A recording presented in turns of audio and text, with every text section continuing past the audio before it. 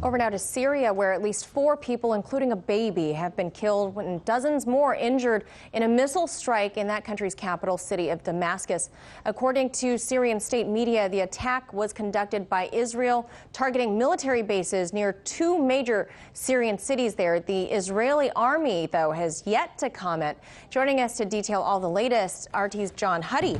So, John, what more do we know about these strikes, and are they a sign of possibly a greater military escalation ahead? Well, it's a good question, Manila, and we're getting some more information now about the Israeli airstrikes in which the Israeli Air Force launched during the overnight hours Sunday into Monday morning local time there. So that would have been basically the early evening here in the United States. And what we're hearing at this point is that Israeli fighter jets launched missiles from Lebanese airspace at military positions in the central province of Homs and the suburbs of Damascus, including the town of Sana'a, which is in southwest Damascus. Syrian state TV and also the British-based Syrian Observatory for Human Rights are both reporting that 16 people were killed, including 4 civilians, and 21 others wounded. And there have also been reports that, sadly, tragically, a baby was among those who were killed. Now, we've been getting the various clips of video purportedly showing the airstrikes, or at least what's believed to be the Israeli fighter jets launching missiles at targets from out over the Mediterranean Sea. This, by the way, wouldn't be very unusual. Israel does fly into Lebanese airspace to conduct airstrikes, as we have seen in the past, on targets in Syria. And this isn't the first such incident in recent weeks. In fact, Israel has reportedly carried out several airstrikes since May that we know of course, including attacks, again, in Damascus area, the suburbs of Damascus, Homs, and more than 1,000 such airstrikes in the last few years, according to Israel's former army chief in a recent interview. In this latest flare-up, however, Syria did fire back at the Israeli jets. Officials in the Turkish-controlled northern part of the island of Cyprus reportedly located what is said to be the wreckage of a Russian-made S-200 missile that was fired at the jets but missed its target and then landed on the island instead. Whether or not this is a sign of something bigger to come is unclear.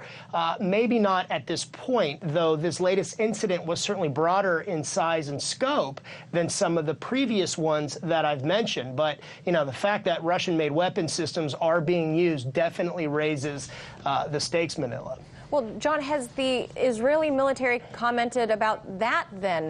The strikes carried out with Russian S-300 missile systems used against Israel before. What about these latest attacks?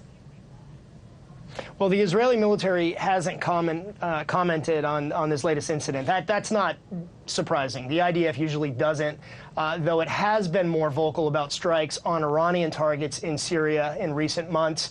Among the sites that were hit in this latest attack included an Iranian Revolutionary Guard compound south of Damascus, Hezbollah facilities near the Syrian-Lebanese border, and various other weapons depots and an airbase that serves Iranian and Hezbollah forces. Israel has launched attacks in the past on weapon convoys heading from Syria to Hezbollah, to Lebanon. And a lot of these attacks, you know what, the bottom line is they don't even make really the top of the news in Israel because they happen with such frequency and probably more than we even know.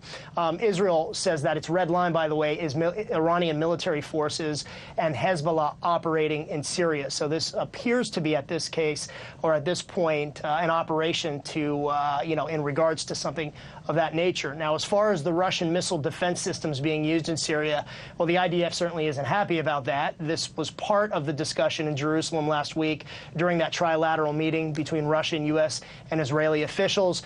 Well, now Syria also has the S-300 missile defense system. You mentioned that, Manila, though it does not appear at this point it was used against Israel in these latest airstrikes. It was the S-200 instead. Yeah. So it's unclear if that was strategic or if they simply, if the S-300 isn't ready for operation just yet, or if the Syrians even even know how to operate it, or the Iranian, militias that are there, or Revolutionary Guard. If or when they're used, it could certainly change the dynamic, and particularly if an Israeli fighter jet, say, is shot down, and that could spark certainly a wider confrontation in the region, and that's definitely a major point of concern for Israel, for the United States, for the rest of the world, for that matter. Yeah, certainly an escalation we don't want to see there. As always, appreciate your report. John Huddy, thank you. You're welcome. Hey YouTube, thanks for checking out our channel. We hope you enjoyed the video. We have tons of content for you just like this. For more of RT America's one-of-a-kind news and analysis, be sure to subscribe and never stop questioning more.